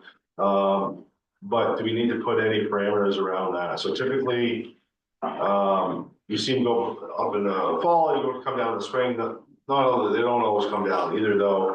But this is something we need to take a look at when we have those situations like that. Again, another good one is driveways, recreational vehicles. Again, complaint basis only. We don't permit recreational vehicles in driveways forward of the garage as they're being stored. Again, when you drive all over town, you see one in every block, right? So should we take a look at? Are any of those addressed in the property standards bylaw? They are. So second, but it's driven, so property standard bylaw is driven by existing bylaws that we have in town, mainly the zoning bylaw. Right? So as part of this process, after we're done this, we're gonna have to go back and fix up some of those other property standards bylaws and stuff, make sure again, it filters down that they all match, right? So is it something we should take a look at? Is it something, it happens today everywhere? Is it something that we're okay with and within the zoning bylaw? They have one trailer in your driveway, not 2 or 3, stuff like that. These are similar to home businesses that have kind of been highlighted on staff. It's either like whether there's been complaints about it or there's desire, need people approaching the town to do that. And so there's a lot of things like this that you really won't see in a zoning bylaw until it's an issue. And until it needs to be regulated by a municipality. And so these are some of the trends that have been identified that probably that we need to look at to regulate. And we'll be doing like a best practices review around those kinds of general provisions to get it right in your bylaw. They're permitted in the backyard, but again, generally not in the driveway, and generally that's where you see it. And generally, it's been our grace that when are you leaving, when are you coming, hey, I'm leaving in 3 days, okay, see you, have it done in 3 days. Then they come, when you gonna put it in storage, okay, 3 more days, 4 more days, okay, unload your camper, and then you can take it to storage or take it to wherever you need to store. So that's generally conversations, but again, it works on typically complaint basis only. And so that's, again, if it's a sightline issue, then we deal with the sightline issue. Any comments on any of that? No, okay. I don't think we've had a lot of. In my time on council, we've had one good thing that I know of. And I think. The lot where it was on, I think it would have been, he took it off his driveway, because he was on a corner lot and put it on the side of his house, but I still think he had enough room on the side, I think it would have been leaving over there. Correct. Cause there was still a lot of room even behind where he had his trailer park to put a full-size vehicle. And there's access, no access issue. You know, Usually it's on interior lots where you have, hey, I have a fence, neighbor's house is too close. Yeah. The one question was, typically we get a few a year, like half dozen a year. We generally tell people to move them and they, okay, I'll move them. But what about them or them or that? And that's what it gets. What about a vehicle that doesn't move, but it's not a recreational vehicle? You know, So we have that within our property standards bylaw, we call it considered derelict. We have provisions for derelict vehicles and stuff like that. So jumping down, second last bullet. Relationship of zoning, engineering matters, sanitary capacity, and I know Mr. Cousins already touched on that a little bit. Site triangles. We've had this from the public come up. Should the site triangles change on if it's on a Chiller Road or local road? Should a site triangle change if it's 4-way stop compared to just a regular 2-way stop versus again, setbacks? Should we have setbacks from swales instead of property line? So instead of side yard encroachments for steps and stuff like that, a lot of times we don't want to see those side yard encroachments because they encroach the swale.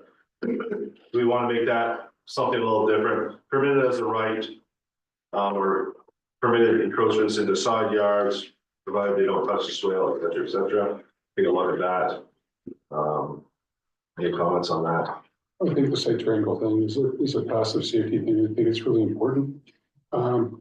In terms of, pre-existing stuff I see around town, the concern I have is how we manage it. Maybe it's property standards. It's about people put fencing and hedging and things like that in those areas, and it creates safety constraints, visibility constraints. And I'm not sure if that's just something that's managed. When we're talking about site triangle, you're talking about physical structure, right? Or it could be a hedge, it could be a fence, it could be tree, it could be a tree, it could be. Maybe a sign the town put on. Typically, I'm not gonna say they're all legacy, because if they're new, we know what the legacy ones are. They're new ones, we go knock on their door. Some of the legacy ones that we've had, more some of this stems from. Excuse me. We had a gentleman, or a resident, rip out their hedge. They want to put in a new one. So he ripped it out, or they ripped it out. And then prior to them planting the new one, we said, hey, you can't do that. And he did not take that well. We talked about applying for minor variance. We talked about this process. They said, let's put on the file and the council consider if they want to take a look at it, because his argument was, hey, I got a four-way stop. Why do I really need a site triangle at all? Because when you sit here and this happens, that happens, you'll gotta watch that vehicle and all this other stuff. So again, it's those one-offs that you try and deal with every one big issue. That's why we thought we'd bring it up here and said, is this really an issue? Should we take a look at it? Status quo, fine, we'll go from there. But I think there's enough data out there that says the site triangles are good the way they are today, as long as they're maintaining stuff like that again. So, and the last one was pre-zoning, and I think we talked about this quite a bit now, pre-zoning to facilitate, development. Okay. I think when you take a look at this, there's a lot here to unpack. You've given us a lot of information tonight so far. But part of this is only step one of a number of different steps. We're gonna be meeting with these two committees again, right? We wanna make sure that we're gonna come back and visit some of these, because some of you are gonna go, you're gonna have an aha moment, you're gonna drive through town, like, yeah, that's what they're talking about there. Is that really what we want? Or you're gonna be driving down James or Clean and say, hey, you know what? Maybe we'll take a look at rezoning that property there, because of whatever. And it's kind of, we want to get everything kind of going, take feedback. We got some good feedback tonight, but again, this is only page one of a number of different processes through there. So So if we have feedback, where does it go? for them, comes to me, To you? and then we pass it on to them. I mean, I did that first of all. So Can we just look at that pre-zoning just very quickly, but does our OP not more or less lay out the direction we want to go without pre-zoning? Like, the way our OP is set up, this is the corridor, so without actually rezoning that parcel, but it lands in our OP in that designation, so it's like we have the zones in our zoning bylaw. We have the designation or kind of the feel in our OP on what we want to see and where we want to see it. So then, to me, it's like to pre-zone it, I'm not sure. Is that effective in my head? Because like we said, developer, whoever is gonna probably have to come back to allow for this or to allow for that, because it's not gonna fit in there exactly the way they want it. So I'm just, I guess in my head, it's like, do we want to take on that as a municipality and do that pre-legwork when I feel like we've already kind of nailed it with the OP and updated zoning bylaw? So the new OP is definitive in that regard. What we added, when it comes to housing, for example, we said, this is through the housing strategy, is look at all of these different ideas. And one of them is pre-zoning for housing. So, and that could say, for example, at some point in the future, the municipality has a piece of surplus property and it wants to offer for sale to a nonprofit who may want to build. We may look at pre-zoning. That's an example. So, but again, to your question, the OP does not specifically say we must pre-zone properties, whether they're residential or commercial. But it says if pre-zoning makes sense, then the town should consider that when it updates its zoning bylaw. If I can just add something to that, Mr. Chair, in terms of like the effectiveness of pre-zoning, and I think what around the table we were talking was like perhaps certain sites, very obvious that could be pre-zoned. If it is pre-zoned, say a site, it certainly could, remove a step in the process for the developer where they now may only have to come in for site plan. And perhaps maybe there's some variances to the zone instead of a full-blown zoning amendment. And then the municipality still has the site plan application process for studies and plans. And again, we're not saying across the board, but I think it's wise to strategically look at at a high level. There could be some sites that are just jumping off the page at us, right? To pre-zone that are obvious. You might make it more clear, just to add on to that, make it more clear to the development community, because one of the first things we have, well, we have an applicant or a caretaker that comes, hey, I got this piece of property, what's the town want to see there? I said, what do you mean, what's the town, what kind of development does the town want to see? And then we gotta have that conversation, kind of whatever, so sometimes, when maybe it's not full blown, but again, it gives that idea that, hey, R5, whatever, maybe pre-zone it R5 HH. Meaning, our five for the first H being, hey, once you figure out what you're gonna do, come talk to us. The second H is gonna be able to servicing, because we're not sure what you're gonna do. Then we're gonna have enough services for what we want to develop. So that gives an idea. Hey, we're not gonna put singles in there. There's gonna be some higher density development that's gonna go on in this parcel, and that's what we're gonna do. Gotcha. Yeah, and pre-zoning doesn't necessarily mean just going to the maximum limits of the OP to Foursquare. We may look at a property or a set of properties and say, you know what, let's pre-zone those properties, but they should only be 3 stories. And then you said that the town could set the standard for those properties. That's just another option, so. Say there's a single family dwelling on each side, but let's say it's a quite large lot, say it's a 2-acre lot between 2 residential. Hey, maybe we don't wanna see a 4-story, but hey, maybe a 2.5 story. Again, how it's tiered or whatever, it kind of is done properly. It might work, and so it's gonna be our 3 each, whatever, kind of gives that idea, right? Especially if they're 2 newer dwellings on each side, if they're older dwellings that are kind of in tough shape and we know they're probably gonna be raised at one time. But again, if there's 2 brand new dwellings on either side saying those dwellings aren't going anywhere, right? You might get some idea. Gotcha. Thank you. Okay, like, I mean, just because of, we've followed quite a few zoning reviews. Every municipality, goes through it, like, does their OP a little bit differently. St. Mary's, for example, they have a residential designation and they have a medium high density residential sub designation, but they don't map those, right? So they don't say, oh, this is medium high density sub designation. It's just, this is the residential and yeah. So one of the challenges to pre-zoning in this instance is, deciding where that higher density should go. So there's some general policy direction and we can look at potentially implementing some of the general policy direction, but not in all cases, since the OP doesn't map it, we can't always do that. So some of it does also have to come down to concepts from the developers of like what should be going there. So we can do some of it, but we can't go all out, take it. Yeah. No, that's good.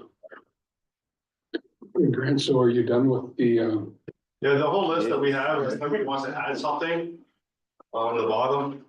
If anyone wants to add something, hey, you know what, this is this made me really think about this here, maybe we should, staff should take a look at this. so let's just go around the table then, and see if anybody, Jim, I think I found the opportunities to state what I was planning to Jim, mention. do you have anything else?